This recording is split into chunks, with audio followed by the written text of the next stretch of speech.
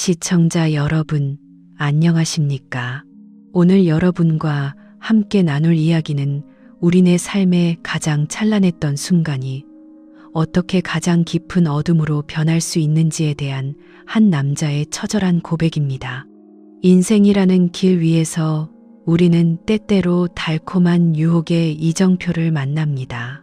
그 길이 낭떠러지로 향하는 줄도 모른 채 발을 내디뎠던 한 건축가의 이야기를 통해 우리가 진정으로 지켜야 할 가치가 무엇인지 다시 한번 생각해보는 시간이 되시길 바랍니다. 강원도 평창의 여름은 서울의 그것과는 사뭇 다른 공기를 품고 있었습니다. 해발 700m 고지의 뜨거운 도약볕은 회색빛 바위산 위로 쏟아져 내려 눈이 시릴 만큼 하얀 빛을 반사하고 있었고, 산맥을 타고 넘어오는 바람은 건조하고도 날카로웠습니다. 도심의 아스팔트 위를 짓누르는 끈적한 더위가 아니라 만물을 바짝 말려버릴 듯한 대지의 숨결이 피부에 닿을 때마다 숨이 턱턱 막혀왔습니다. 46의 건축가 강진우는 처가댁 마당 한 구석 오래된 흙벽에 몸을 기댄 채 앉아 있었습니다. 두꺼운 흙벽에서 배어나오는 미미한 냉기만이 유일한 위안이었습니다. 얇은 면셔츠는 이미 등에 달라붙어 기분 나쁜 축축함을 전해왔고, 이마를 타고 흐르는 땀방울을 닦아내던 진우는 깊은 한숨을 내뱉었습니다. 겉으로 보기엔 남부러울 것 없는 성공한 건축가였지만 그의 내면은 이미 오래전부터 서서히 마모되어 가고 있었습니다. 언제부터였을까? 매일 아침 눈을 뜨는 게 설렘이 아니라 숙제처럼 느껴지기 시작한 게. 진우는 혼잣말을 삼키며 마당 너머를 바라보았습니다. 아내 서유는 고향집에 오자마자 물 만난 고기처럼 활기가 넘쳤습니다. 서울에서의 피곤에 찌든 엄마의 모습은 간데없고, 친척들과 수다를 떨며 웃음을 터뜨리는 그녀의 모습은 낯설기까지 했습니다. 서윤에게 이곳은 안식처이자 그리운 추억의 공간이었지만 진우에게는 여전히 메워지지 않는 이질감만이 가득한 타향일 뿐이었습니다. 왁자지껄한 웃음소리와 알아듣기 힘든 강원도 사투리 틈에서 진우는 철저히 혼자였습니다. 아내 서윤이 수박을 썰어들고 나오며 진우에게 다가왔습니다. 그녀의 얼굴은 상기되어 있었고 목소리에는 평소에 듣기 힘든 들뜬 기운이 서려 있었습니다. 당신 왜 이렇게 기운이 없어? 여기까지 와서 일 생각하는 건 아니지. 좀 웃어봐요. 진우는 억지 미소를 지어 보였지만 마음속 깊은 곳에서 차오르는 공허함은 감출 수 없었습니다. 서유는 남편의 기분을 살필 여유도 없이 다시 조카들의 부름에 안채로 달려갔습니다. 진우는 다시 혼자가 되었습니다. 뜨거운 정적 속에서 그는 자신의 존재가 이 가족이라는 풍경 속에서 지워져 가는 듯한 착각에 빠졌습니다. 그때였습니다. 대청마루 끝에서 낮은 웃음소리와 함께 누군가 진우를 향해 걸어왔습니다. 아내의 늦둥이 여동생 지수였습니다. 서울에서 보던 세련된 차림이 아닌 헐렁한 티셔츠에 밀짚 모자를 쓴 그녀의 모습은 눈이 시리도록 푸른 산등성이와 묘하게 닮아 있었습니다. 지수는 진우의 곁으로 다가와 차가운 보리차 한 잔을 건넸습니다. 형부, 여기서 혼자 뭐 하세요? 서울 양반이라 그런지 평창 더위에는 꼼짝을 못 하시네. 지수의 맑은 목소리가 정적을 깨뜨렸습니다. 그녀의 눈동자 속에는 도시 사람들에게서는 볼 수 없는 생생한 빛이 일렁이고 있었습니다. 진우는 건네받은 잔을 들이켜며 그녀를 올려다보았습니다. 지수는 장난기 어린 표정으로 진우의 옆자리에 털썩 주저앉았습니다. 이렇게 집 안에만 있으면 더 더워요. 제가 진짜 시원한 곳 아는데 저랑 같이 도망칠래요? 지수의 제안은 단순한 농담처럼 들렸지만 갈증에 허덕이던 진우에게는 거부할 수 없는 유혹처럼 다가왔습니다. 도망친다는 그 말 한마디가 진우의 가슴 속에 잠들어 있던 무언가를 날카롭게 건드렸습니다. 진우는 지수의 눈을 빤히 바라보았습니다. 그곳엔 그가 잃어버린 청춘과 자유, 그리고 알 수 없는 위험한 초대장이 함께 놓여 있었습니다. 진우는 자신도 모르게 고개를 끄덕였습니다. 그것이 자신의 인생을 송두리째 뒤흔들 폭풍의 서막임을 그는 미처 깨닫지 못했습니다. 지수의 제안에 진우는 홀린 듯 자리에서 일어났습니다. 낡은 목조 가옥의 마루바닥이 끼익 소리를 내며 비명을 질렀지만 안채에서 조카들과 웃고 떠드는 서윤의 귀에는 닿지 않았습니다. 진우는 자신의 발걸음이 왜 이토록 가벼우면서도 무거운지 알 수 없었습니다. 지수는 앞장서서 마당을 가로질러 뒷산으로 이어지는 좁은 오솔길로 향했습니다. 23살의 지수는 진우에게 늘 처제라는 이름에 멀고도 막연한 존재였습니다. 명절 때나 가끔 서울에서 보던 그녀는 수줍음 많은 대학생이었지만 이곳 평창의 산자락 아래 서 있는 지수는 전혀 다른 사람 같았습니다. 햇볕에 살짝 그을린 구릿빛 피부와 화장기 없는 얼굴, 그리고 거침없는 걸음걸이는 마치 산속에서 피어난 이름 모를 야생화처럼 강인하고도 눈부셨습니다. 형부, 저기 보세요. 서울에서는 이런 초록색 절대 못 보죠? 눈이 시원해지지 않아요? 지수는 길가에 핀 개망초 꽃을 툭 건드리며 환하게 웃었습니다. 진우는 그녀의 뒷모습을 묵묵히 따라갔습니다. 헐렁한 티셔츠 사이로 살짝 드러난 지수의 목덜미에는 잘게 땀방울이 맺혀 있었습니다. 그 모습이 어찌나 생경하고 생동감이 넘치는지 진우는 자신도 모르게 숨을 깊이 들이마셨습니다. 아내 서윤은 늘 정돈된 모습이었습니다. 머리카락 한 올 흐트러지지 않게 매만지고 먼지 하나 묻지 않게 온 매무새를 가다듬는 도시의 여인이었습니다. 하지만 지수는 달랐습니다. 지수 처제는 이곳이 정말 좋은가 보네. 서울 생활이 그립지는 않아? 진우의 질문에 지수는 잠시 걸음을 멈추고 뒤를 돌아보았습니다. 밀짚 모자 아래로 드리운 그림자가 그녀의 눈동자를 더욱 깊고 신비롭게 만들었습니다. 지수는 장난스럽게 코끝을 찡긋하며 대답했습니다. 그립긴요. 전 여기가 숨쉬기 훨씬 편해요. 남들 눈치 안 봐도 되고 하고 싶은 대로 해도 되잖아요. 형부도 지금은 좀 편해 보이고요. 지수의 한마디는 진우의 가슴에 작은 파문을 일으켰습니다. 하고 싶은 대로 해도 된다는 그 평범한 말이 46 건축가의 고단한 어깨를 무겁게 짓눌렀습니다. 진우는 평생 책임을 다하며 살아왔습니다. 부모님의 기대, 아내의 신뢰, 아이의 미래, 그 모든 것이 진우를 지탱하는 힘이었지만 동시에 그를 가두는 창살이기도 했습니다. 그런데 이 23의 처제는 너무나 쉽게 자유를 말하고 있었습니다. 산길은 점점 깊어지고 매미 소리는 더욱 악을 쓰며 울어댔습니다. 하지만 숲의 그늘 속으로 들어설수록 공기는 조금씩 서늘해졌습니다. 지수는 바위 틈을 날렵하게 타넘으며 진우를 이끌었습니다. 진우는 거친 숨을 몰아쉬며 그녀를 따라갔습니다. 어느덧 지수는 진우에게 단순한 처제가 아니라 금지된 세계로 인도하는 안내자처럼 보이기 시작했습니다. 다 왔어요, 형부. 여기가 제가 말한 천상의 셈이에요. 비밀 장소니까 언니한테는 비밀이에요. 아셨죠? 지수가 수풀을 헤치며 가리킨 곳에는 믿기 힘든 풍경이 펼쳐져 있었습니다.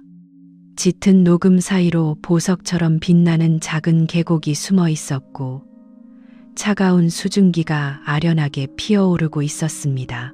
진우는 그 비밀스러운 풍경 앞에 멈춰 섰습니다. 그리고 그곳에서 지수가 자신을 향해 짓는 묘한 미소를 보았습니다. 그것은 순수하면서도 지독하게 유혹적인, 거부할 수 없는 청춘의 미소였습니다. 수풀을 헤치고 나타난 천상의 샘은 마치 신비로운 고대의 사원처럼 정적에 쌓여 있었습니다. 거칠게 쏟아지는 폭포 대신 암벽 사이를 타고 흐르는 가느다란 물줄기가 수정처럼 맑은 웅덩이를 채우고 있었고, 그 주변은 이끼 낀 바위들이 병풍처럼 둘러싸고 있었습니다. 계곡 아래쪽에서 올라오는 서늘한 냉기가 후끈했던 지혈을 단번에 식혀주었습니다. 진우는 카메라 가방을 바위 위에 내려놓으며 깊은 숨을 들이켰습니다. 그곳의 공기는 흙내음과 젖은 바위, 그리고 이름 모를 숲의 향기가 뒤섞여 있었습니다. 지수는 거침없이 계곡가로 다가가 샌들을 벗어 던졌습니다. 그러고는 하얀 발을 차가운 물속에 담그며 아이처럼 즐거워했습니다. 투명한 물결이 그녀의 발목을 간지럽히고 지수는 그 서늘한 감촉에 몸을 살짝 떨었습니다. 형부, 진짜 대박이죠? 여기가 평창에서 제일 시원한 곳이에요. 저만 아는 아지트인데 특별히 데려온 거예요. 진우는 물가에 서서 지수를 내려다보았습니다. 지수의 해맑은 웃음소리가 좁은 계곡 안에서 공명하며 진우의 귓가를 맴돌았습니다. 서울에서의 진우는 늘 격식을 차려야 하는 건축가였고, 집에서는 무거운 책임감을 짊어진 가장이었습니다. 하지만 이곳의 지수 앞에서는 그 모든 껍데기가 무색해지는 기분이었습니다. 지수는 물장구를 치다 말고 고개를 들어 진우를 빤히 바라보았습니다. 뭘 그렇게 멀뚱히 서 있어요? 여기까지 왔는데 발이라도 담가봐야죠. 설마 물 무서워하시는 건 아니죠? 지수의 장난 섞인 도발에 진우는 헛기침을 하며 구두를 벗었습니다. 양말을 벗고 바짓단을 무릎까지 걷어 올린 진우가 조심스레 물속으로 발을 내디뎠습니다. 발끝에 닿는 물은 상상 이상으로 차가웠습니다. 뼛속까지 시려오는 짜릿한 냉기가 전신으로 퍼져나갔고, 진우는 자신도 모르게 아 하고 낮은 탄성을 내뱉었습니다. 생각보다 엄청나게 차갑네. 정신이 번쩍 드는 기분이야. 지수는 그런 진우를 보며 킥킥대고 웃었습니다. 그녀는 물속에서 한 걸음 더 깊이 들어가며 진우를 향해 손짓했습니다. 햇빛이 나뭇잎 사이로 부서져 내려 지수의 어깨 위로 금가루처럼 쏟아지고 있었습니다. 지수의 젖은 티셔츠가 몸에 살짝 달라붙어 그녀의 젊고 건강한 곡선이 은근히 드러났습니다. 진우는 시선을 어디에 두어야 할지 몰라 고개를 돌려 애꿎은 바위만 바라보았습니다. 에이, 형부. 서울 사람 티 내지 마세요. 이 정도는 차가운 것도 아니에요. 더 깊은 곳은 진짜 얼음장 같다니까요. 지수의 제안은 단순한 물놀이 이상의 의미로 진우의 가슴에 꽂혔습니다. 얼음물 같은 그 차가움이 오히려 진우의 가슴 속에서 억눌려 있던 뜨거운 갈증을 자극하고 있었습니다. 진우는 알고 있었습니다. 이 시원한 계곡물이 사실은 자신의 삶을 뒤흔들 아주 위험한 초대장이라는 것을요. 하지만 36도의 폭염과 숨막히는 일상에서 도망쳐온 그에게 지수가 건네는 이 차가운 유혹은 거부하기엔 너무나 달콤했습니다. 진우는 서서히 물속으로 한 걸음 더 걸어 들어갔습니다. 계곡물의 차가움은 뼛속까지 파고들었지만 진우는 묘하게 정신이 맑아지는 기분을 느꼈습니다. 서울에서의 복잡한 도면, 설계나 끊임없이 울려대던 전화기 소리는 이 울창한 숲의 정적 속으로 흩어져 사라졌습니다. 지수는 물속 바위를 딛고 서서 균형을 잡으며 진우를 바라보았습니다. 나뭇잎 사이로 부서져 내리는 햇살이 그녀의 젖은 어깨 위에서 잘게 부서졌습니다. 두 사람은 물가 옆 이끼 낀 넓적한 바위에 나란히 앉았습니다. 발끝을 타고 흐르는 계곡물의 소리만이 정적을 메우고 있었습니다. 지수는 젖은 발을 앞뒤로 흔들며 물보라를 일으켰습니다. 형부, 서울에서는 이런 거 상상도 못하죠? 맨날 건물만 짓고 사시느라 이런 흙 냄새, 풀 냄새 잊어버린 거 아니에요? 진우는 쓴웃음을 지으며 무릎 위에 손을 올렸습니다. 지수의 물음은 날카롭게 진우의 폐부를 찔렀습니다. 훌륭한 건축가가 되겠다는 꿈을 안고 시작했던 일이었지만 어느샌가 그는 사람이 사는 공간이 아닌 돈과 숫자로 환산되는 상자들을 짓고 있었습니다. 그러게, 지수 처제 말이 맞네. 매일 빌딩 숲에 갇혀 지내다 보니 진짜 숲이 어떤 냄새였는지 잊고 살았어. 가끔은 내가 기계가 된 것 같기도 하고. 진우의 목소리는 낮고 가라앉아 있었습니다. 지수는 흔들던 발을 멈추고 고개를 돌려 진우를 빤히 쳐다보았습니다. 그녀의 눈동자에는 연민인지 혹은 호기심인지 모를 묘한 빛이 서려 있었습니다. 언니가 그러는데 형부는 책임감이 너무 강해서 문제래요. 가끔은 좀 내려놓고 하고 싶은 대로 해도 되는데 형부는 자기 자신을 너무 괴롭히는 것 같아요. 하고 싶은 대로라는 지수의 말은 진우에게 금기어와 같았습니다. 가장으로서, 남편으로서, 그리고 사회인으로서 그는 늘 정해진 궤도만을 달려왔습니다. 진우는 바닥에 깔린 자갈 하나를 집어 물속으로 던졌습니다. 파문이 일며 투명한 수면이 일렁였습니다. 책임이라는 게 내려놓고 싶다고 해서 쉽게 내려지는 게 아니거든. 너처럼 젊을 때는 모르겠지만 나이가 들면 그 무게가 가끔은 숨이 막혀. 지수는 밀짚 모자를 벗어 무릎 위에 올려두었습니다. 바람에 흩날리는 그녀의 머리카락에서 싱그러운 숲의 향기가 났습니다. 지수는 진우의 어깨 쪽으로 몸을 살짝 기울이며 속삭이듯 말했습니다. 그 무게 때문에 형부가 행복하지 않다면 그게 다 무슨 소용이에요? 전혀 나중에 결혼하더라도 형부처럼 재미없게 살지는 않을 거예요. 사랑하는 사람이랑 매일매일 축제처럼 살고 싶거든요. 지수의 거침없는 발언은 진우의 가슴 속에 깊은 파동을 남겼습니다. 축제 같은 삶. 진우와 서윤의 결혼 생활은 축제라기보다는 잘 짜인 일과표에 가까웠습니다. 진우는 대답 대신 깊은 숨을 들이켰습니다.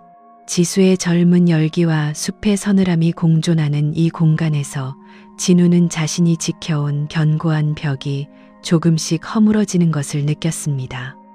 물소리는 더욱 선명해졌고 두 사람 사이의 대화는 끊겼지만 공기 중의 긴장감은 더욱 팽팽해졌습니다.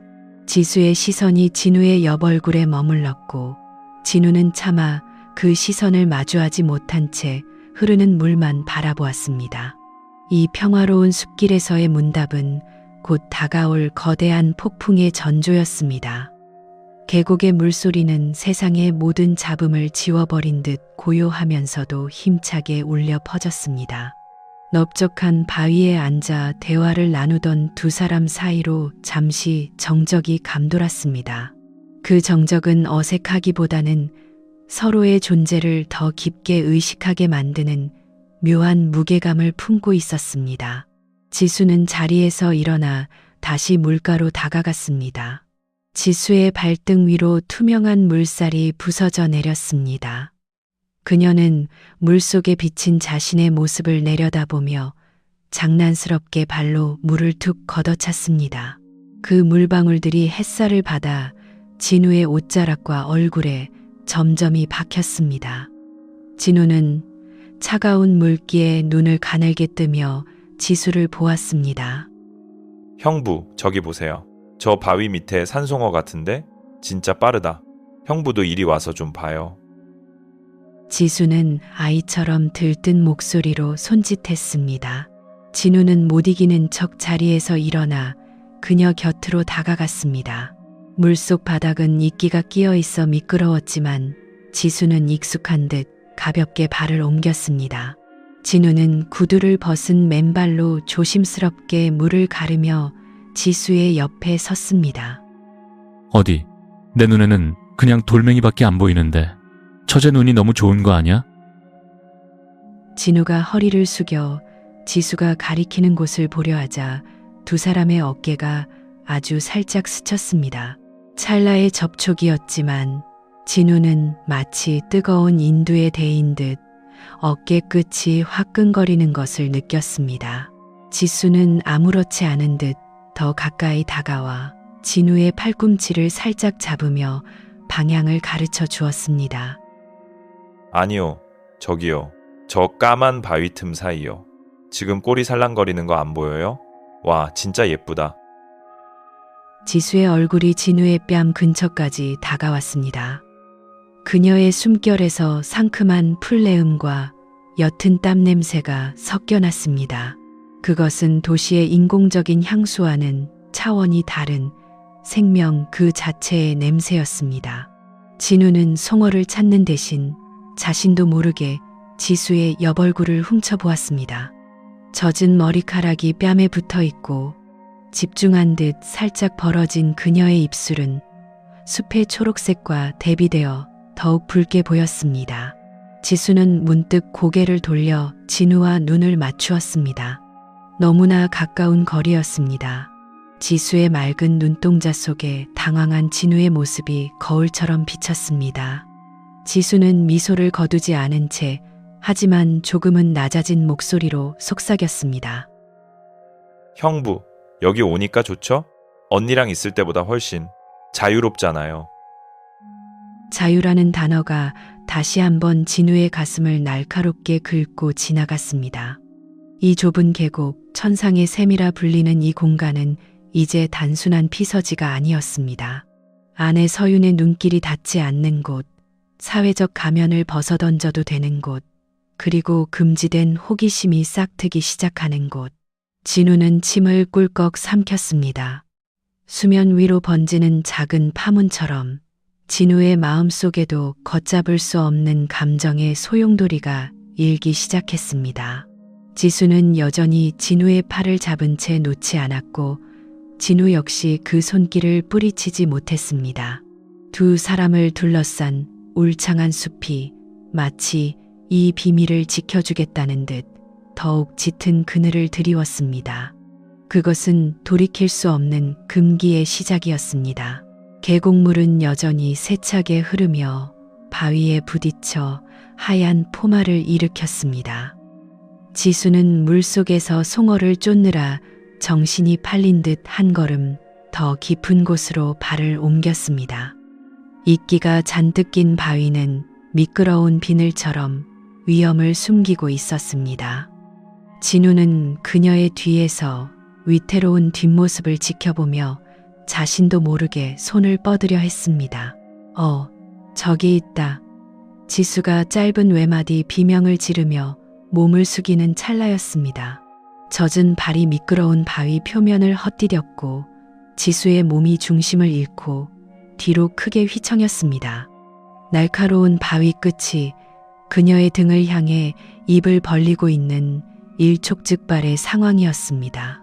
진우는 생각할 겨를도 없이 몸을 날렸습니다. 설계도를 그릴 때의 정교함도 건축가로서의 체면도 그 순간만큼은 존재하지 않았습니다.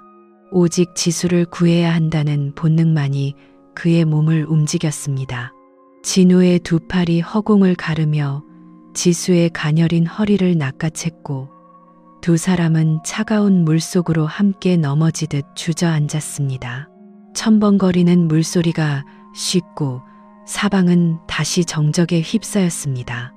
진우는 물속에 무릎을 꿇은 채 지수를 품에 안고 있었습니다.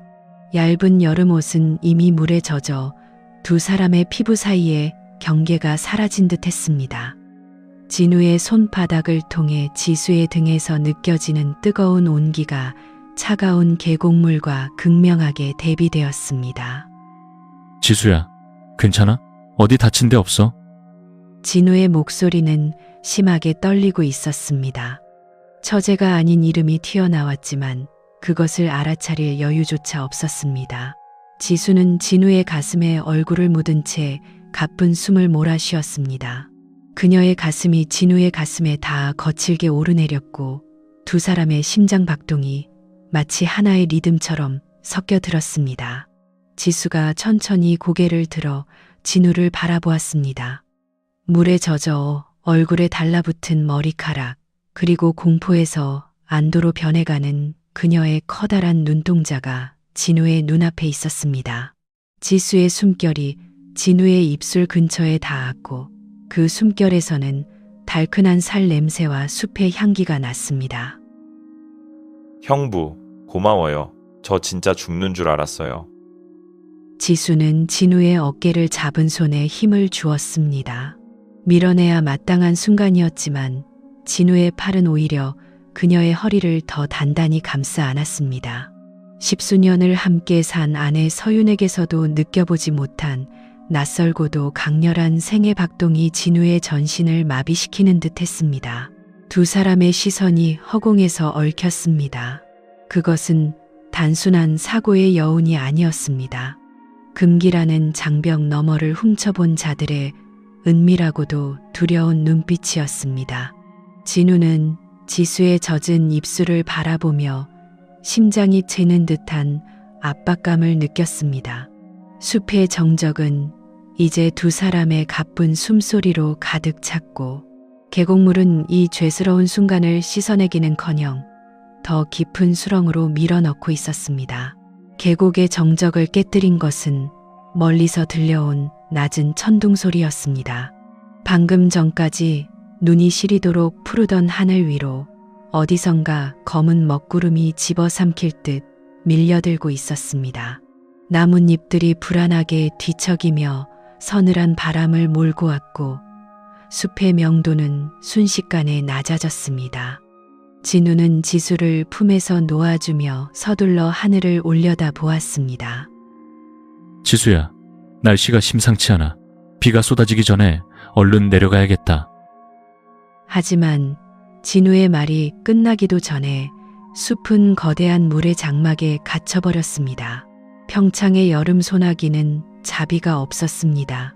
하늘에 구멍이라도 뚫린 듯 굵은 빗줄기가 수직으로 내리꽂혔고 숲은 순식간에 형체를 알아볼 수 없을 만큼 하얗게 변해버렸습니다. 시야는 불과 몇 미터 앞도 분간하기 힘들 정도로 좁아졌습니다. 안 돼요, 형부. 지금 이 길로 내려가다간 진흙 때문에 미끄러져서 큰일 나요. 저쪽에 제가 아는 빈 대피소 있어요. 그리로 가요. 지수는 다급하게 진우의 손목을 잡아 끌었습니다. 차가운 빗물이 두 사람의 눈을 뜨지 못하게 방해했고 거센 빗소리는 모든 이성을 마비시키는 듯 했습니다. 지수는 앞장서서 수풀을 헤치며 나아갔고 진우는 그녀의 손에 이끌려 비틀거리며 숲속 깊은 곳으로 발을 옮겼습니다. 빗줄기는 점점 더 굵어지며 나뭇잎을 때리는 소리가 마치 거대한 북소리처럼 귓전을 울렸습니다. 산길은 순식간에 진흙탕으로 변해 발을 뗄 때마다 신발이 푹푹 빠졌습니다. 진우는 자신의 시야에서 사라지려는 지수의 뒷모습을 놓치지 않으려 안간힘을 썼습니다. 비에 젖은 옷은 납덩이처럼 무겁게 몸을 짓눌렀고 살을 애는 듯한 한기가 온몸을 파고들었습니다. 형부, 저기요. 저기 보여요? 안개와 빗줄기 너머로 낡은 나무 판자로 엮은 작은 산막 하나가 흐릿하게 모습을 드러냈습니다. 오래전 약초꾼들이나 사냥꾼들이 머물다 버려진 듯 지붕은 군데군데 뚫려 있고 벽체는 기울어 처량한 모습이었지만 지금 그들에게는 유일한 구명보트와도 같았습니다.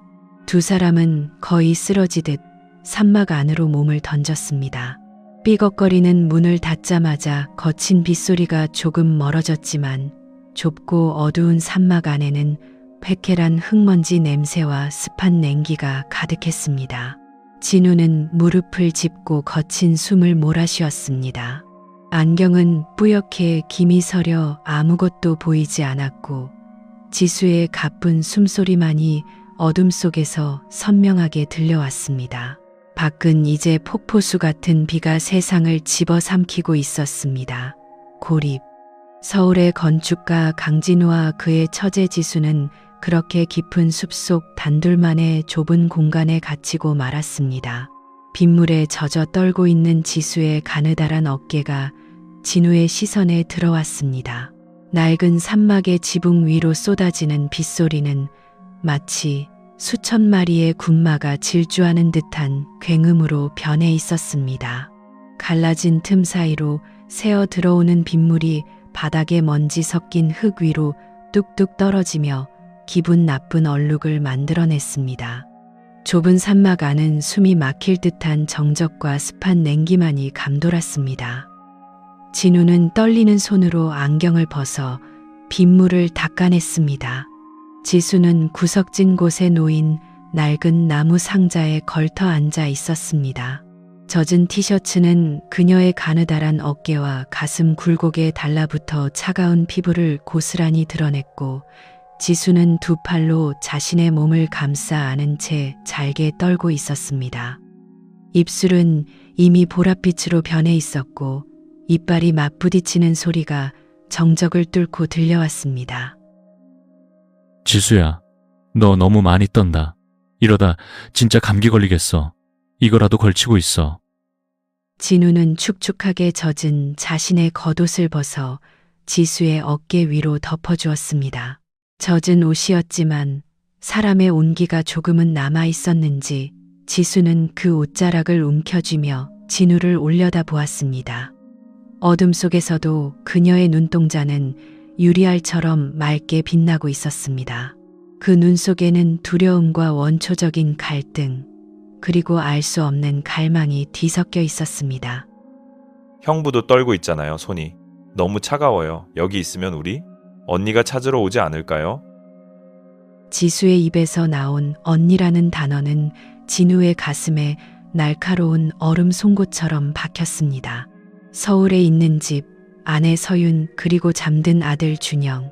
그 모든 견고했던 현실이 이 빗소리에 씻겨 내려가 멀리 사라진 환상처럼 느껴졌습니다. 진우는 대답 대신 지수의 곁으로 다가와 바닥에 앉았습니다.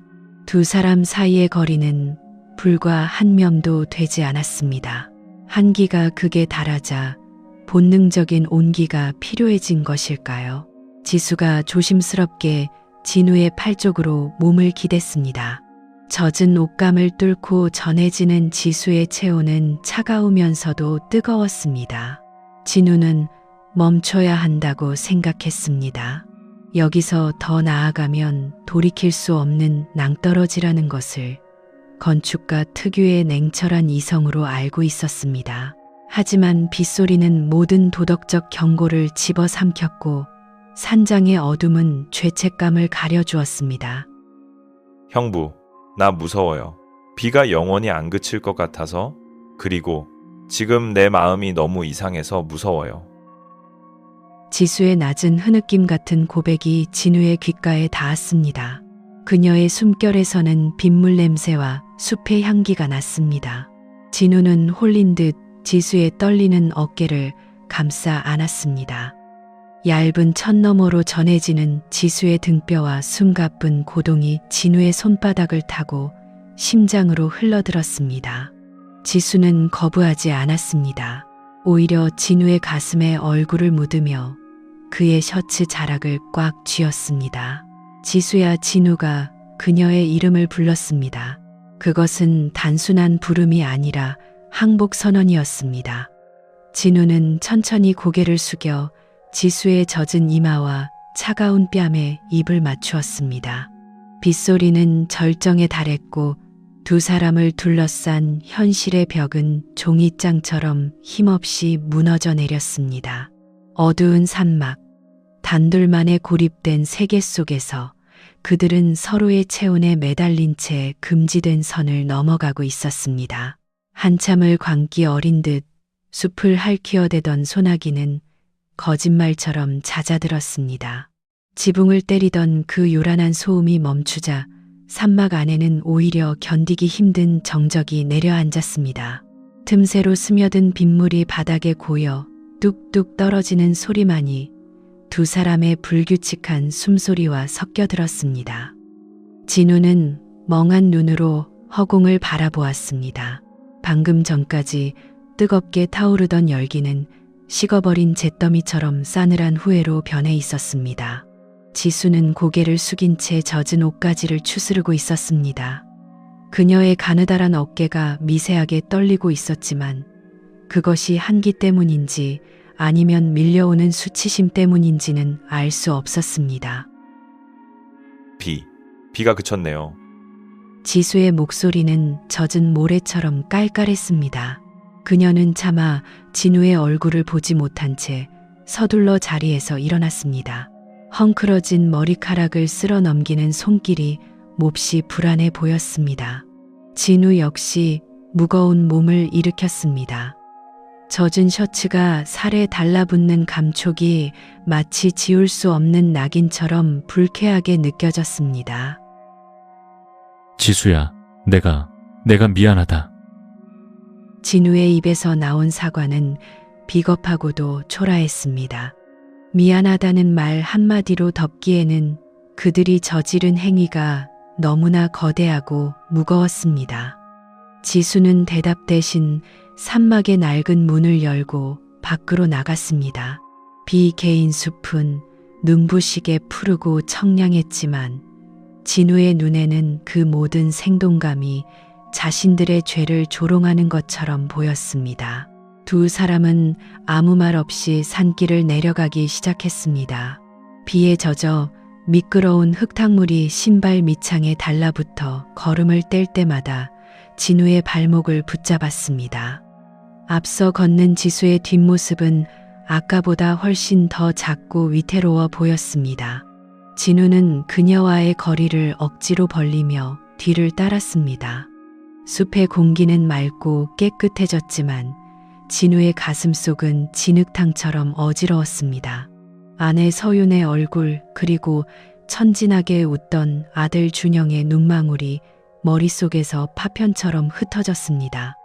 평생을 쌓아온 자신의 명예와 도덕적 자부심이 저 낡은 산막에 버려진 채 썩어갈 것이라는 공포가 그를 엄습했습니다. 마을 어귀에 다다르자 지수가 걸음을 멈추고 뒤를 돌아보았습니다. 그녀의 눈은 붉게 충혈되어 있었고 입술은 굳게 닫혀 있었습니다. 지수는 아주 짧은 순간 진우와 눈을 맞춘 뒤 곧장 처가 댁대문을 향해 뛰어갔습니다. 진우는 그 자리에 멈춰 서서 멀어져 가는 그녀를 바라보았습니다. 이제 돌아가야 할 시간입니다. 아무 일도 없었던 것처럼 웃으며 아내를 마주하고 장인어른의 술잔을 받아야 하는 잔인한 연극의 시간이 기다리고 있었습니다. 진우는 자신의 손바닥에 남은 지수의 온기를 지우기 위해 바지에 손을 거칠게 문질렀지만 심장 깊숙이 박힌 죄책감은 결코 씻겨 나가지 않을 것임을 직감했습니다. 젖은 신발이 흙마당을 밟을 때마다 기분 나쁜 축축함이 발가락 사이로 배어 나왔습니다. 진우는 처가댁 대문 앞에 서서 잠시 숨을 골랐습니다. 안채에서는 여전히 사람들의 웃음소리가 담장을 넘어 흘러나오고 있었고 구수한 된장찌개 냄새가 비갠 뒤에 맑은 공기에 섞여 코끝을 찔렀습니다. 너무나 평온하고 일상적인 그 풍경이 진우에게는 날카로운 가시처럼 다가왔습니다. 마당 한편에서 젖은 빨래를 털어 널던 서윤이 대문 소리에 고개를 돌렸습니다. 그녀는 남편의 초라한 행색을 보자마자 깜짝 놀라 달려왔습니다. 서윤의 얼굴에는 오직 남편에 대한 걱정만이 가득했습니다. 어머, 여보, 이게 다 무슨 일이야? 비를 이렇게나 맞은 거야? 내가 우산 챙겨가라고 했잖아. 서윤은 커다란 수건을 들고 나와 진우의 머리와 어깨를 정성스레 닦아주었습니다. 그녀의 손길은 따뜻했고 무구했습니다.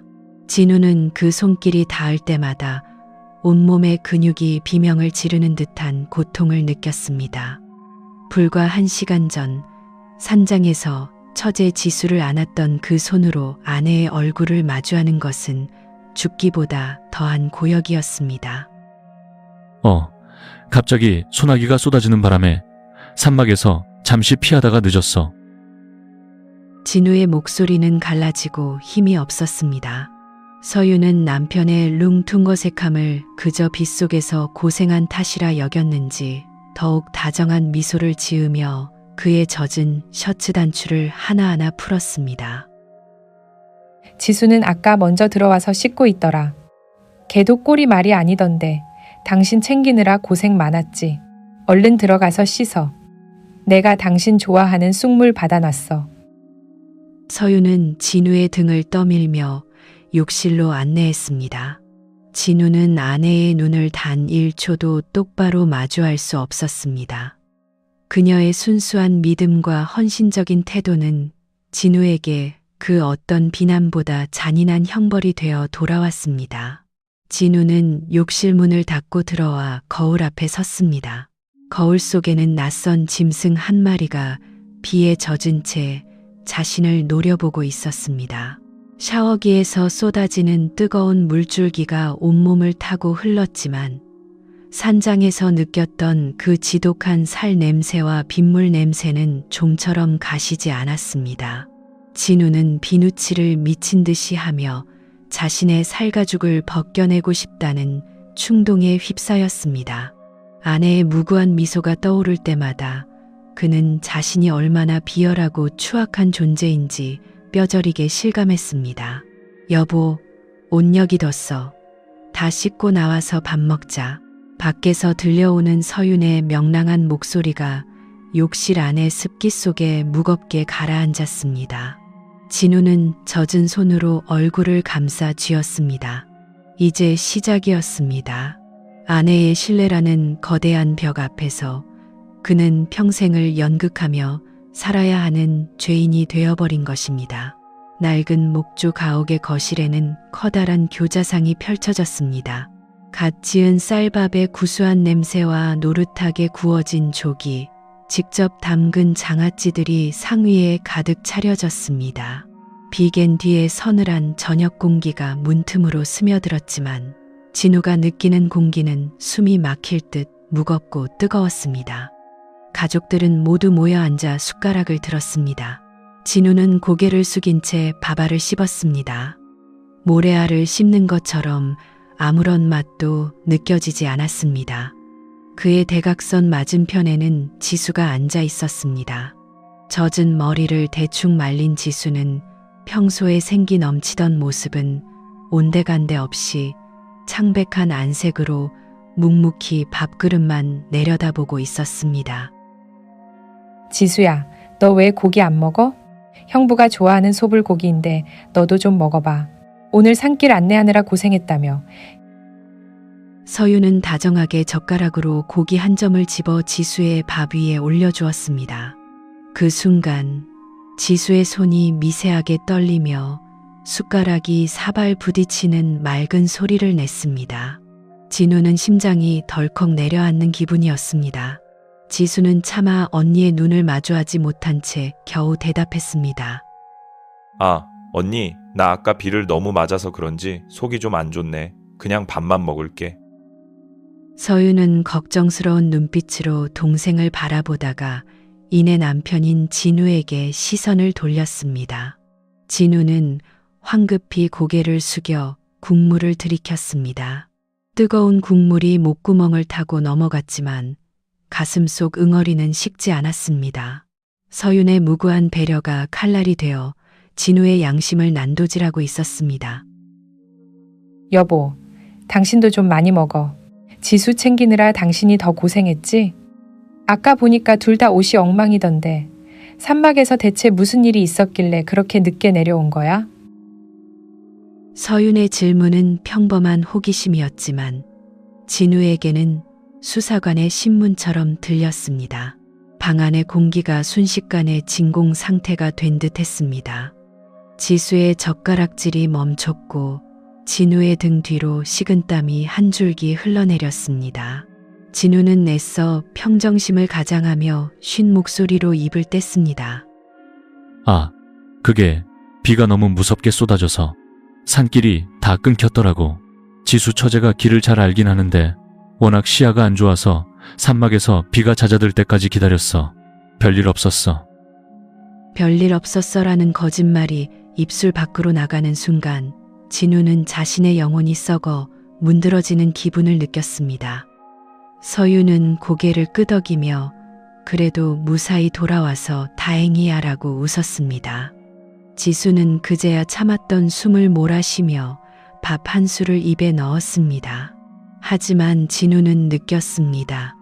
서윤의 눈길이 아주 찰나였지만 남편의 흔들리는 눈동자와 동생의 굳은 어깨를 번갈아 머물렀다는 것을요.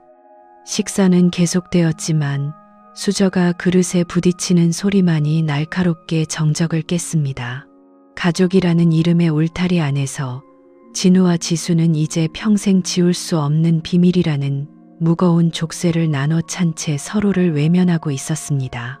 시끌벅적했던 처갓댁의 하루가 저물고 사방은 짙은 어둠과 풀벌레 소리에 잠겼습니다. 아내 서윤과 아들 준영은 고단했는지 일찍 잠자리에 들었고 고즈넉한 한옥마당에는 푸르스름한 달빛만이 내려앉았습니다.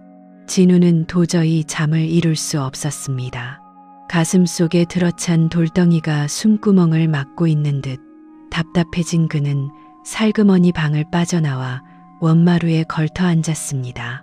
서늘한 밤바람이 이마에 열기를 식혀주었지만 낮의 기억은 오히려 선명하게 살아나 진우를 괴롭혔습니다. 그때였습니다. 인기척도 없이 낮은 발소리가 들리더니 마당 한구석 평상에 지수가 나타났습니다. 그녀는 얇은 가디건을 어깨에 걸친 채 멍하니 달을 바라보고 있었습니다. 진우는 당황해 자리에서 일어나려 했지만 지수가 먼저 그를 발견하고 낮게 속삭였습니다. 형부, 안 자고 있었네요. 아까부터 계속 여기서 형부 생각하고 있었는데. 지수의 목소리는 달빛처럼 창백하고 떨리고 있었습니다. 진우는 툇마루 기둥에 몸을 기댄 채 차마 그녀에게 다가가지 못했습니다. 낮에 보았던 그 당돌하고 생기 넘치던 지수는 온데간데 없고 그곳엔 상처 입은 어린 짐승 같은 여자가 서 있었습니다. 지수야, 미안하다. 내가 정말 죽을 죄를 지었어. 너한테도 서윤이한테도. 진우의 사과는 공허하게 마당을 울렸습니다. 지수는 천천히 고개를 돌려 진우를 바라보았습니다. 달빛을 받은 그녀의 눈동자에는 눈물이 맺혀 고여 있었습니다. 지수는 한 걸음 진우가 있는 건마루 쪽으로 다가왔습니다. 미안하다는 말 하지 마세요. 그 말 들으니까 내가 더 나쁜 년이 된 것 같아서 가슴이 찢어질 것 같아요. 형부, 사실은 나 아까 그 산막에서 비가 영원히 안 그치길 바랐어요. 지수의 파격적인 고백에 진우는 숨이 밄는 듯했습니다. 그녀는 울먹이며 말을 이었습니다. 이곳 평창에서 평생을 살며 느꼈던 지독한 고립감, 그리고 서울에서 내려온 형부 진우에게서 느꼈던 묘한 동질감과 동경. 지수에게 진우는 단순한 형부가 아니라 자신이 갈구하던 자유의 상징이자 유일하게 속마음을 터놓고 싶었던 사람이었습니다. 나도 알아요. 이거 다 미친 짓이라는 거? 근데 나 너무 외로웠단 말이에요. 아무도 내 진심 같은 거 궁금해하지 않는 이곳에서 형부만은 내 말을 들어주는 것 같아서 그래서 그랬나 봐요. 지수는 얼굴을 감싸쥐고 소리 없이 흐느꼈습니다. 진우는 그녀를 안아주고 싶었지만 이제는 그 손길조차 죄악임을 알기에 주먹을 꽉 쥐었습니다. 두 사람 사이의 거리는 불과 2계단이었지만 그 사이에는 가족이라는 넘을 수 없는 거대한 강이 흐르고 있었습니다. 지수야, 이제 그만 들어가서 자자. 내일 아침이면 우리는 다시 서울로 떠날 거야.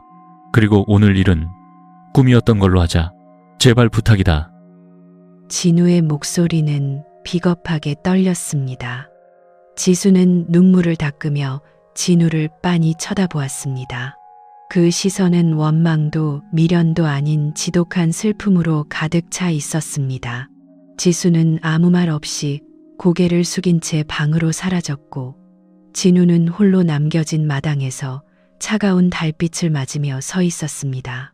꿈으로 돌리기엔 너무나 뜨거웠던 낮의 열기. 진우는 이제 자신이 발을 들이니 어둠이 얼마나 깊고 긴 것인지 비로소 깨닫기 시작했습니다. 안개가 자욱하게 내려앉은 평창의 새벽, 진우의 검은색 SUV는 처가댁 대문을 나섰습니다.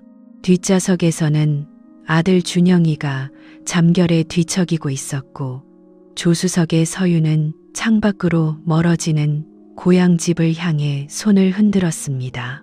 백미러에 비친 대문 앞에는 장인, 장모와 함께 지수가 서 있었습니다. 지수는 커다란 밀짚 모자를 깊게 눌러 쓴 채 미동도 없이 멀어지는 차를 바라보고 있었습니다.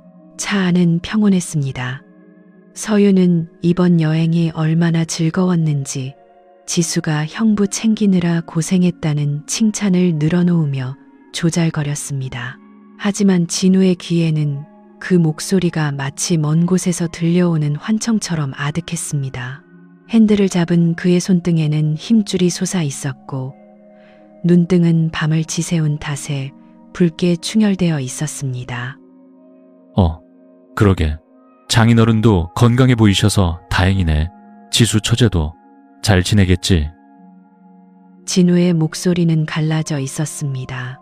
서유는 남편의 피곤함을 눈치챘는지 의자를 뒤로 젖히며 쉬라고 말했습니다. 고속도로에 들어서자 차창 밖으로 강원도의 푸른 산맥이 빠르게 뒤로 밀려났습니다. 그 산맥 어딘가에 어제 오후에 그 뜨거웠던 소나기와 낡은 산막, 그리고 지수의 젖은 눈동자가 버려져 있었습니다. 진우는 그것들을 그곳에 영원히 묻어두고 오고 싶었습니다. 서울 톨게이트를 지나자마자 숨막히는 매연과 회색빛 빌딩 숲이 그들을 맞이했습니다. 익숙한 도시의 소음, 쉴 새 없이 끼어드는 차량들, 그리고 화려한 전광판들. 진우는 비로소 안도감을 느꼈습니다. 이곳은 익명의 도시입니다. 수백만 명의 사람이 각자의 비밀을 품고 살아가는 곳, 아무도 자신을 주목하지 않는 이 콘크리트 정글 속이라면 그 죄책감도 조금은 희석될 것만 같았습니다. 집에 도착해 짐을 풀고 나니 거실 벽에 걸린 커다란 웨딩 사진이 진우를 내려다보고 있었습니다. 하얀 드레스를 입고 눈부시게 웃고 있는 서윤과 그 곁에서 듬직하게 서 있는 자신. 진우는 그 사진을 차마 정면으로 바라보지 못한 채 욕실로 도망치듯 들어갔습니다. 뜨거운 물로 몸을 씻어내도 평창의 흙냄새와 지수의 살냄새는 여전히 피부 어딘가에 들러붙어 있는 것 같았습니다. 거실에서는 서윤이 콧노래를 부르며 정리한 짐들을 제자리에 두고 있었습니다. 그녀는 평창에서 가져온 옥수수와 감자를 부엌에 쌓으며 행복한 일상을 재개했습니다. 진우는 침대에 몸을 눕혔습니다. 서울의 밤은 밝았고 소란스러웠지만 진우의 내면은 거대한 블랙홀처럼 모든 빛을 빨아들이고 있었습니다. 여보, 지수한테 잘 도착했다고 문자 왔네. 형부 운전하느라 고생 많으셨다고 전해달래. 서윤이 휴대폰을 보며 건넨 말에 진우는 심장이 덜컥 내려앉았습니다. 묻어두고 온 줄 알았던 평창의 그림자가 기어이 서울의 안방까지 그를 뒤쫓아온 것이었습니다. 서울의 일상은 무서운 속도로 다시 돌아갔습니다. 설계실의 대형 모니터 앞에는 빽빽한 도면과 수치들이 나열되어 있었고, 공사 현장의 소음은 진우의 고막을 쉴 새 없이 때렸습니다. 겉으로 보기에 진우는 평소와 다름없는 유능한 건축가였고, 퇴근길에 아들이 좋아하는 간식을 사들고 가는 다정한 아버지였습니다. 하지만 그의 바지 주머니 속에는 결코 잠들지 않는 괴물이 숨어 있었습니다. 스마트폰의 짧은 진동. 그것은 서윤과 저녁 식사를 할 때도, 회의실에서 브리핑을 할 때도, 화장실 칸 안에 숨어 있을 때도 예외 없이 찾아왔습니다. 화면에 뜨는 이름은 강원도 사과. 서윤의 눈을 피하기 위해 저장해둔 지수의 가짜 이름이었습니다. 형부, 서울은 많이 덥죠? 여긴 오늘 아침에 안개가 자욱해요. 형부랑 같이 걷던 그 산길이 창밖으로 보이는데 자꾸 눈물이 나요. 지수의 메시지는 늘 이런 식이었습니다. 짧고 애처로우며 진우의 죄책감과 갈증을 동시에 자극했습니다. 진우는 차마 답장을 하지 못하고 화면만 바라보다가도 어느새 떨리는 손가락으로 글자를 적어 내려갔습니다. 미안하다, 잊으라고 했는데 나도 사실 일이 손에 안 잡혀. 전송 버튼을 누르는 순간의 찰나적인 해방감과 그 뒤를 따르는 지독한 자괴감이 진우의 영혼을 갉아먹었습니다. 진우는 점점 더 스마트폰에 집착하기 시작했습니다. 샤워를 할 때도 비닐팩에 넣어 화장실 안으로 들고 들어갔고, 잘 때는 베개 밑 깊숙이 밀어 넣었습니다. 화면은 항상 바닥을 향해 엎어두었으며 알림은 무음으로 설정했습니다. 서윤이 다가오기만 해도 소스라치게 놀라며 휴대폰을 감추는 그의 모습은 영락없는 범죄자의 그것이었습니다. 아, 이거. 회사 중요한 프로젝트 때문에 그래. 클라이언트가 좀 까다로워서 밤낮 없이 연락이 오네. 신경 쓰지 마.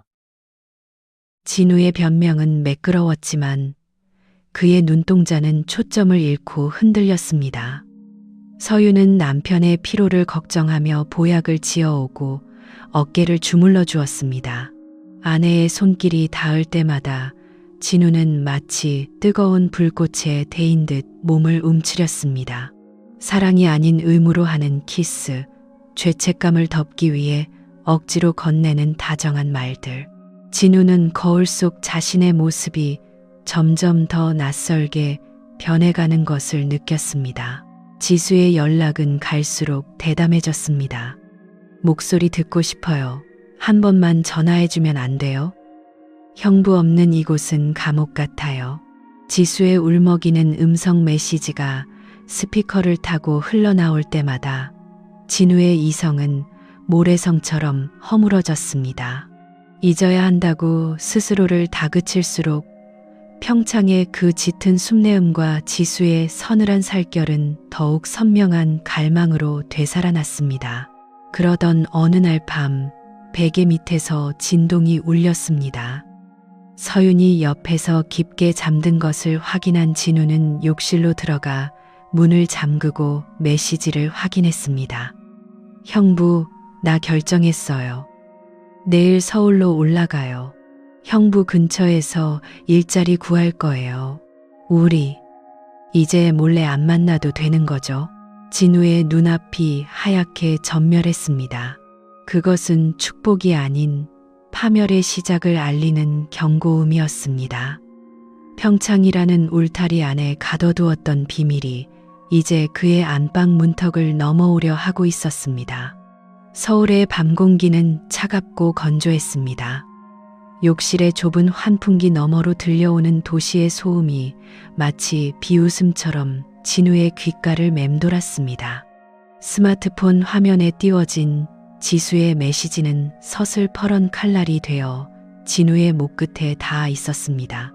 상경하겠다는 선언, 그것은 단순히 거처를 옮기겠다는 뜻이 아니라 평창의 그 울창한 숲속에 묻어두기로 했던 비밀을 서울의 복판으로 끌어내겠다는 선전포고였습니다. 진우는 떨리는 손가락으로 답장을 쓰려다 멈췄습니다. 안 된다고, 오지 말라고 소리치고 싶었지만 마음 한구석에서는 지독한 갈증이 고개를 들었습니다. 지수의 그 서늘한 눈동자와 숲의 향기가 그리워 미칠 것 같은 자신을 발견할 때마다 진우는 스스로가 혐오스러워 견딜 수 없었습니다. 그때였습니다. 밖에서 서윤의 잠기운 섞인 목소리가 들려왔습니다. 여보, 안 자고 거기서 뭐 해요? 아직도 회사 일 하는 거야? 몸 상하겠어. 얼른 나와서 자요. 진우는 소스라치게 놀라며 변기 뚜껑을 닫고 스마트폰을 주머니 깊숙이 쑤셔 넣었습니다. 거울 속의 자신은 죄책감에 찌들어 안색이 잿빛이었습니다. 그는 젖은 손으로 얼굴을 대충 닦고 밖으로 나갔습니다.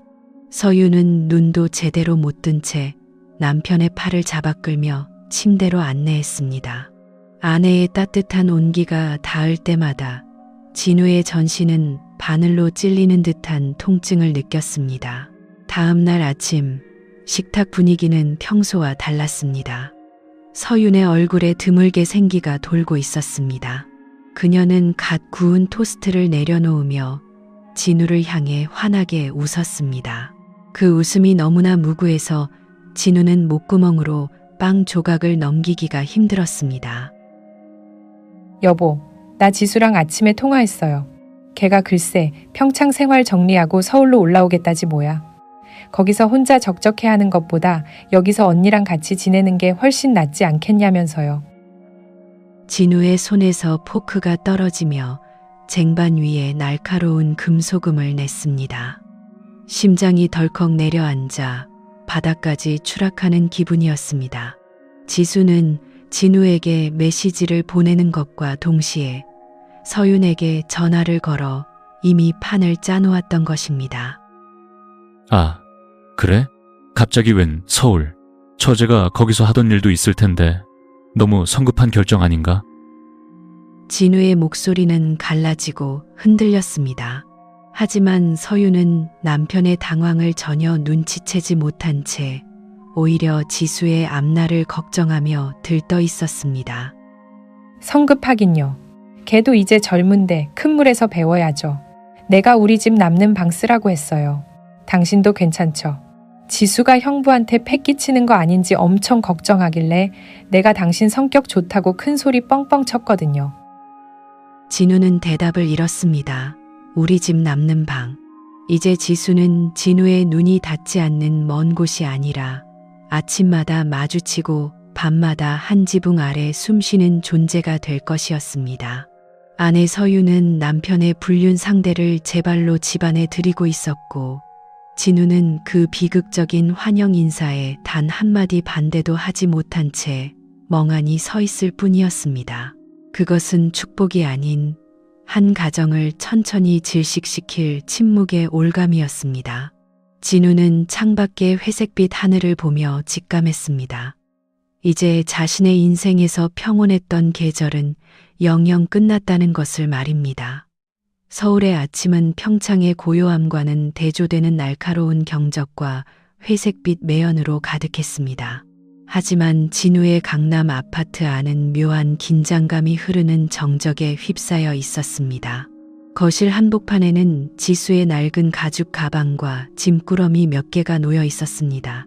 서유는 동생의 짐을 풀며 콧노래를 불렀고 지수는 그 곁에서 수줍게 웃으며 언니를 도왔습니다. 진우는 퇴근 후 현관문에 들어서는 순간 코끝을 스치는 낯익은 숲의 향기와 비릿한 빗물 냄새를 느꼈습니다. 평창의 그 계곡에서 맡았던 지수만의 채취였습니다. 신발장에 놓인 지수의 작은 샌들이 서윤의 구두 옆에 나란히 놓여있는 모습은 진우에게 공포 그 자체였습니다. 지수는 앞치마를 두른 채 부엌에서 나오며 진우를 향해 밝게 인사했습니다.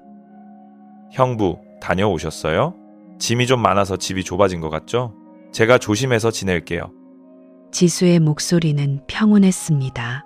마치 그 산장에서의 밤도 그 뜨거웠던 소나기도 없었던 일인 것처럼 말입니다. 진우는 차마 그녀의 눈을 똑바로 마주하지 못한 채 어색하게 고개를 끄덕였습니다.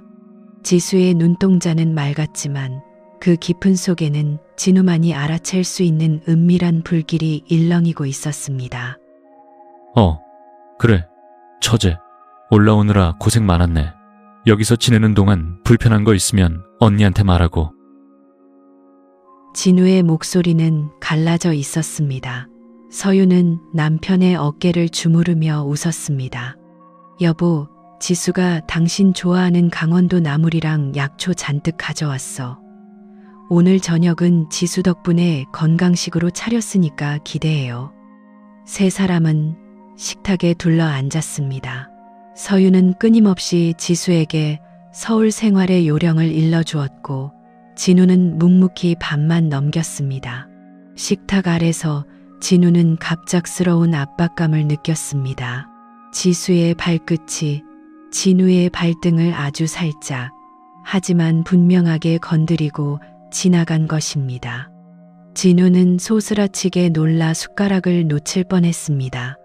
그는 옆에 앉은 서윤의 눈치를 보았지만 그녀는 여전히 지수의 취업 걱정을 하느라 정신이 없었습니다. 지수는 아무 일도 없다는 듯 태연하게 국을 떠먹고 있었습니다. 형부, 이 나물 좀 드셔보세요. 평창에서 제가 직접 뜯은 거예요. 지수가 젓가락으로 나물을 집어 진우의 밥그릇 위에 올려주었습니다. 서유는 그 모습을 흐뭇하게 바라보며 어머, 둘이 벌써 친해졌네. 당신 지수랑 서먹해 할까봐 걱정했는데 다행이다라고 말했습니다. 그 무구한 신뢰가 진우의 심장을 도려내는 듯 했습니다. 한 지붕 아래 세 사람, 아내와 남편, 그리고 남편의 불륜 상대를 제 발로 들인 처제. 진우는 자신의 집이 거대한 연극 무대로 변해버렸음을 깨달았습니다. 매일 아침 지수의 얼굴을 보고 밤이면 그녀의 숨소리를 벽 너머로 들어야 하는 이 기묘한 동거는 진우에게 축복이 아닌 서서히 목을 조여오는 올감이었습니다. 밤이 깊어 서윤이 준영이를 재우러 들어간 사이 거실에 홀로 남은 진우의 등 뒤로 지수가 다가왔습니다. 그녀는 진우의 귀에 아주 낮고 뜨거운 숨결을 내뱉었습니다. 형부, 서울집 너무 좋네요. 여기 있으면 우리 더 자주 볼 수 있겠죠? 진우는 전율하며 눈을 감았습니다. 파멸의 수레바퀴가 이제 멈출 수 없는 속도로 구르기 시작했습니다. 서울의 수요일 오후는 한낮의 열기가 식지 않은 채 아파트 단지 위로 무겁게 내려앉아 있었습니다. 서유는 급한 거래처 미팅이 잡혔다며 평소보다 늦을 것이라는 문자 메시지를 남겼고 아들 준영이는 유치원 캠프가 있어 외가댁으로 미리 보낸 상태였습니다. 80평형의 넓은 아파트는 기이할 정도로 고요했고 그 정적은 오히려 폭풍 전야의 팽팽한 긴장감을 품고 있었습니다. 진우는 평소보다 일찍 퇴근해 거실 소파에 몸을 깊숙이 묻었습니다. 설계실의 복잡한 도면도 현장의 굉음도 들리지 않는 이곳에서 그는 오직 자신의 심장 박동 소리만을 듣고 있었습니다. 그때 닫혀있던 지수의 방문이 천천히 열렸습니다. 가벼운 홈웨어를 입은 지수가 젖은 머리카락을 수건으로 털며 거실로 걸어 나왔습니다. 형부, 일찍 오셨네요. 언니는 오늘 늦는다고 연락 왔던데 집이 너무 조용해서 깜짝 놀랐어요. 지수의 목소리는 낮고 나른했습니다. 그녀는 진우의 시선을 피하지 않은 채 거실 탁자 위에 놓인 물컵을 집어들었습니다. 물을 마시는 그녀의 목등이 가늘게 움직였고 얇은 면 티셔츠 너머로 그녀의 젊은 육체적 곡선이 여과 없이 드러났습니다. 진우는 마른 침을 삼키며 시선을 돌리려 했지만 지독한 갈증이 그의 이성을 마비시키고 있었습니다. 회의가 일찍 끝나서 들어왔어. 처제도 오늘 면접 본 곳은 어땠어? 잘 된 거야? 진우의 질문은 형식적이었고 목소리는 갈라져 있었습니다. 지수는 대답 대신 진우가 앉아있는 소파 곁으로 다가와 무릎을 굽히고 앉았습니다. 그녀에게선 평창의 그 숲내음과 섞인 비릿한 물냄새가 났습니다. 지수는 진우의 무릎 위에 자신의 손을 조심스럽게 얹었습니다. 그 서늘한 감촉에 진우는 전신이 굳어버리는 듯한 전율을 느꼈습니다. 면접 같은 거 사실 하나도 중요하지 않아요. 형부, 나 서울 올라와서 언니랑 같이 지내는 거 사실 너무 힘들어요. 매일 형부 얼굴 보면서도 아무렇지 않은 척하는 거 그게 얼마나 고문인 줄 알아요? 지수의 눈에 눈물이 고였습니다. 그녀는 진우의 손을 끌어당겨 자신의 뺨에 갖다 대었습니다. 진우는 멈춰야 한다고, 여기서 더 나아가면 정말 끝이라고 머릿속으로 수없이 외쳤습니다. 벽에 걸린 아내 서윤의 화사한 웨딩 사진이 자신을 노려보는 것 같았습니다. 하지만 그의 몸은 이미 지수의 뜨거운 숨결에 반응하고 있었습니다. 지수야, 우리 이러면 안 돼. 여긴 우리 집이야. 서윤이가 언제 올지도 몰라. 제발, 나 좀 살려줘. 진우의 애원은 비겁하고도 절박했습니다. 하지만 지수는 고개를 저으며 진우의 목을 감싸 안았습니다. 지금 이 순간만큼은 언니 잊어요. 우리 둘만 있다고 생각해요. 지수의 입술이 진우의 입술에 닿는 순간 10수년간 쌓아온 도덕적 방어선은 단숨에 무너져 내렸습니다. 거실 한복판, 서윤과 준영이의 흔적이 가득한 그 공간에서 두 사람은 광기에 가까운 탐닉에 빠져들었습니다. 아내의 앞치마가 걸려 있고 아들의 장난감이 흩어진 바닥 위에서 진우는 금지된 열매의 단맛에 취해 파멸의 구렁텅이로 자진해서 뛰어들었습니다. 그들은 시간이 멈춘 듯 서로의 살결에 매달렸고 현관문 너머에서 다가오는 운명의 발소리를 미처 듣지 못했습니다.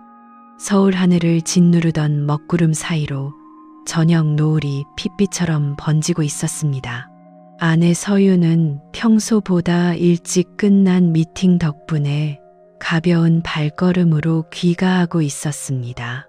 남편 진우가 좋아하는 초밥과 동생 지수가 먹고 싶다던 조각 케이크가 든 봉투가 그녀의 손등을 기분 좋게 치고 지나갔습니다. 서윤은 현관문 앞에서 잠시 멈춰서서 머리카락을 정돈했습니다. 깜짝 놀라게 해줘야지. 그런 장난스러운 마음으로 도어락 번호를 아주 조용히 눌렀습니다. 띠리릭 하는 작은 기계음과 함께 문이 열렸습니다. 거실은 기이할 정도로 고요했고 열어둔 창문 사이로 들어온 바람에 커튼만 너울거리고 있었습니다. 하지만 서윤은 현관에 놓인 남편의 구두와 동생의 샌들을 보는 순간 묘한 한기를 느꼈습니다.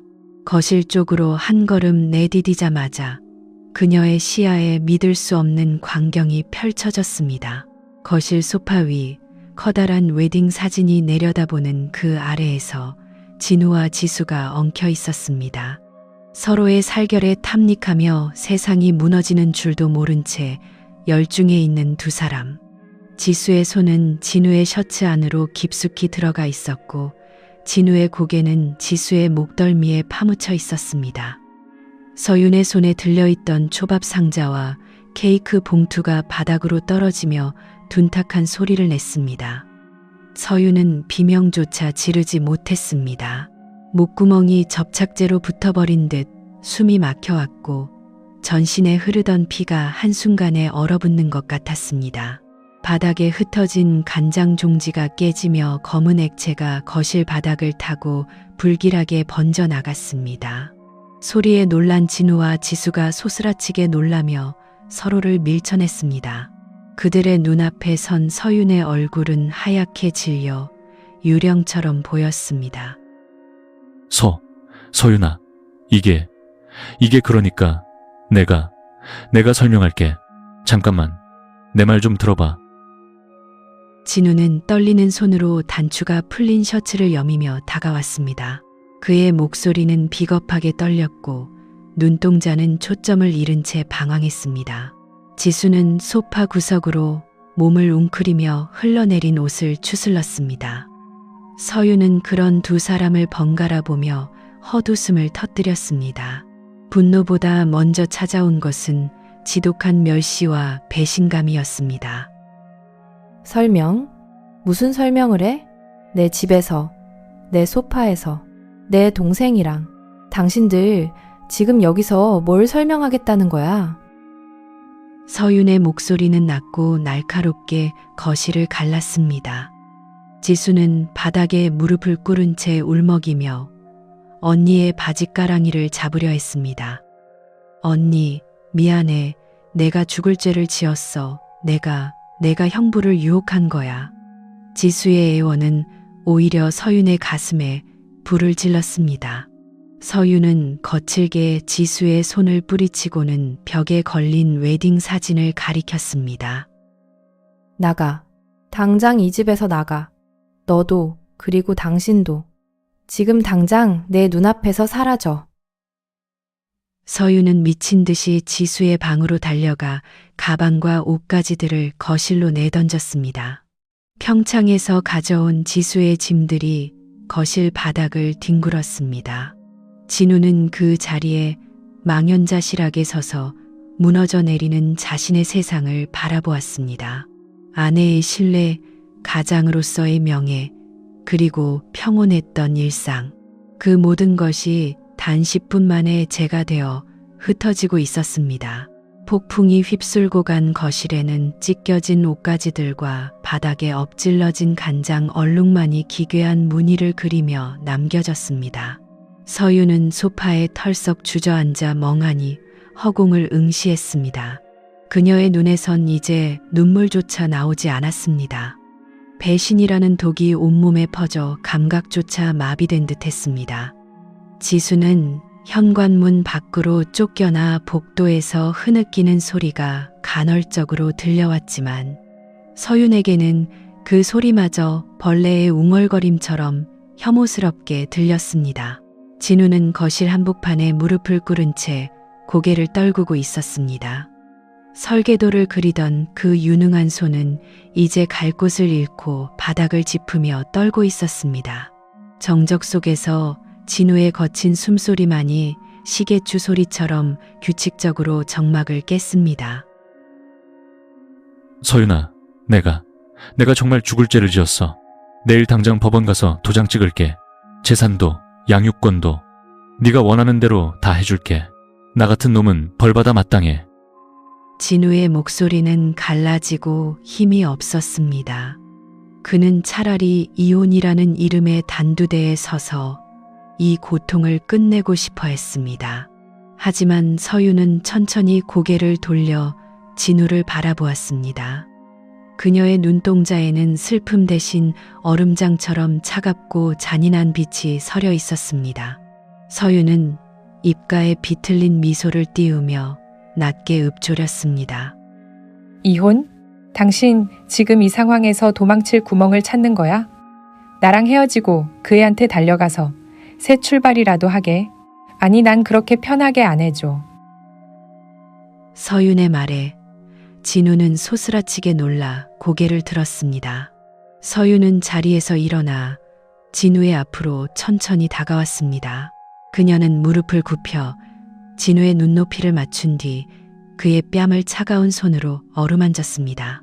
그 감촉은 다정한 위로가 아니라 사형 집행인의 칼날 같았습니다. 당신은 이 집에서 한 발자국도 못 나가. 내 남편으로, 준영이 아빠로. 평생 이 집에서 나랑 같이 썩어가는 거야. 매일 아침 내 얼굴을 보면서 당신이 저지른 짓을 기억해. 내가 당신을 얼마나 경멸하는지. 그 눈빛을 견디면서 살라고. 그게 당신 형벌이야. 진우의 얼굴이 공포로 일그러졌습니다. 이혼보다 더 잔인한 형벌, 그것은 바로 증오의 동거였습니다. 서유는 지수의 흔적을 지우기 위해 그녀의 물건들을 쓰레기통에 처박으며 말을 이었습니다. 지수는 이미 친정 부모님께 모든 사실이 알려져 고향에서도 쫓겨나다시피 서울 어딘가로 숨어버렸다는 소식이 들려왔습니다. 서윤아, 차라리 나를 죽여줘. 이렇게는 못 살아. 제발. 진우는 서윤의 바짓가랑이를 잡고 애원했지만 서윤은 차갑게 그 손을 뿌리쳤습니다. 죽는 건 너무 쉽지. 살아있는 지옥이 뭔지 당신이 직접 겪어봐. 서윤은 안방으로 들어가 문을 잠갔습니다. 거실에 홀로 남겨진 진우는 텅 빈 어둠 속에서 흐느꼈습니다. 이제 그에게 남은 것은 화려한 건축가의 명예도 지수의 달콤한 순결도 아니었습니다. 오직 아내의 지독한 증오 속에서 평생을 죄인으로 살아야 하는 침묵의 감옥뿐이었습니다. 창밖의 서울 야경은 여전히 눈부셨지만 진우의 세계는 영원히 빛을 잃었습니다. 평창의 그 시원한 계곡물은 사실 그를 파멸로 이끄는 독이었고 그는 그 독을 스스로 들이켰습니다. 이제 그는 평생을 마르지 않는 갈증과 죄책감 속에서 살아가야 할 것입니다. 평창의 그 뜨거웠던 소나기가 지나간 지도 벌써 1년이라는 시간이 흘렀습니다.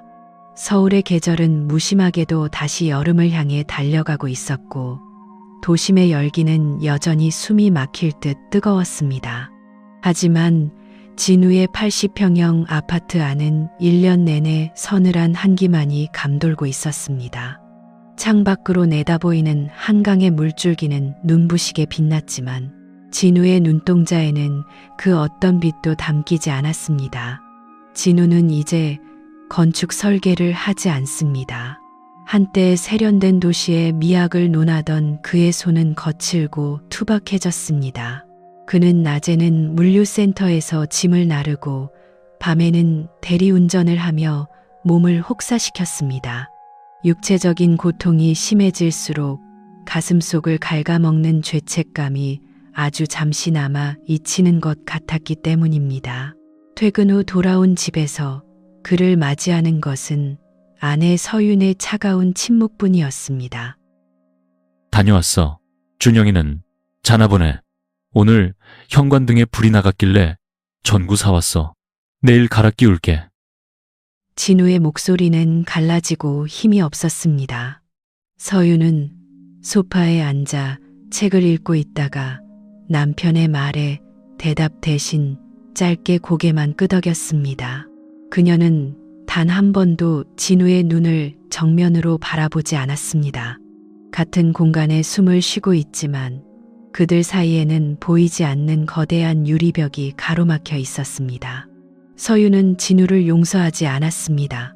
하지만 이혼해 주지도 않았습니다. 그녀가 선택한 복수는 진우를 투명 인간처럼 취급하며 평생 죄인으로 곁에 두는 것이었습니다.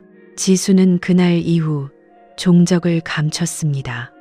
들리는 소문에 의하면 남쪽 지방의 어느 공단 근처 식당에서 일을 하며 숨어 지낸다고 했습니다.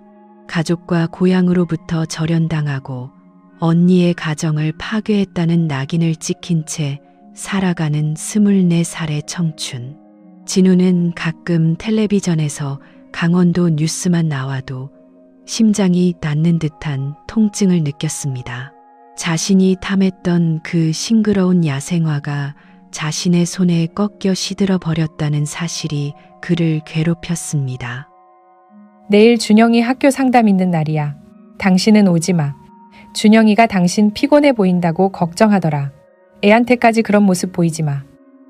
서윤의 낮은 목소리가 거실의 정막을 깼습니다. 진우는 주먹을 꽉 쥐었습니다. 아들에게조차 당당하지 못한 아버지가 되어버린 현실이 비참했습니다. 진우는 베란다 창가로 다가가 담배를 입에 물었습니다. 연기가 허공으로 흩어지며 묘한 잔상을 남겼습니다.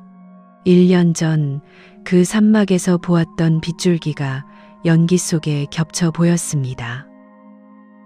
그때 그 계곡물이 시원하다고 느꼈던 내가 얼마나 어리석었는지, 그게 내 목을 죽여줄 생명수인 줄 알았는데 사실은 내 영혼을 태워버릴 독약이었어. 진우는 텅 빈 창밖을 보며 눈물을 흘렸습니다. 소리 없는 오열이 그의 어깨를 흔들었습니다.